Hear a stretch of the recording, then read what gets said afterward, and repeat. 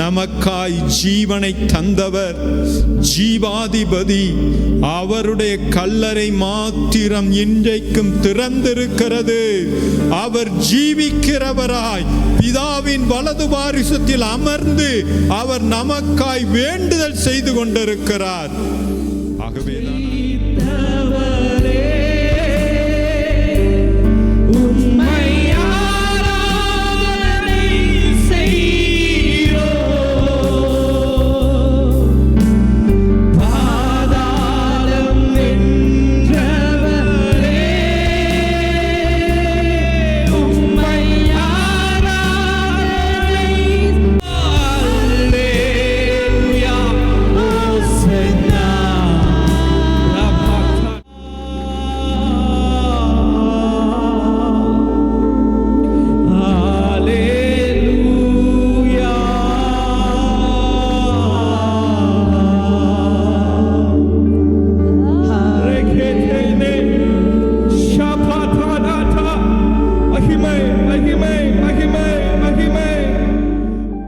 ஆண்டவர் சொன்னார், குமாரனை உடையவன் ஜீவனை உடையவன் என்று.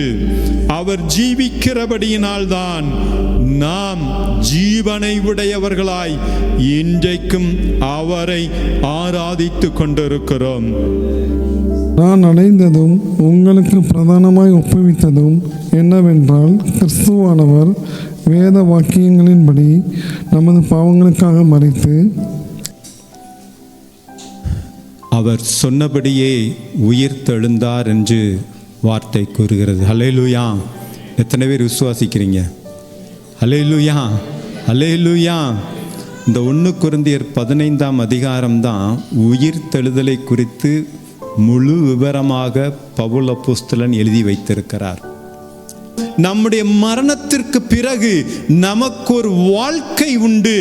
அது நித்தியமாய் இயேசுவோடு கூட நாம் வாழப்போகிற வாழ்க்கை என்ற அந்த நிச்சயம் நமக்குள் இருக்கிறது. அல்லேலூயா, அல்லேலூயா! அதுதான் உயிர்த்தெழுதல் அறிவிக்கிற மிக முக்கியமான சத்தியம். அதுதான் நாம் இழந்து போன நித்திய ஜீவனை பெற்றுக்கொள்ளும்படியாகத்தான் அவர் இந்த உலகத்திலே வந்து மரித்து அடக்கம் பண்ணப்பட்டு 3ஆம் நாள் உயிரோடு எழுப்பப்பட்டார் என்பதுதான் நாம் சாட்சியாய் சொல்ல வேண்டிய சுவிசேஷம். அல்லேலூயா! அப்போ இந்த சத்தியங்கள் நம்முடைய ஆவியை அது துளிர்க்க பண்ணணும். அது நமக்குள்ளே என்ன செய்யணும்னா கிரியை செய்யணும். அது வேறு ஊன்றி அது என்ன ஆகணும்னா ஒரு மரமாய் கனியாய் மாறணும். அதை நாம் பிறருக்கு சுவிசேஷமாய் நாம் அறிவிக்கணும்.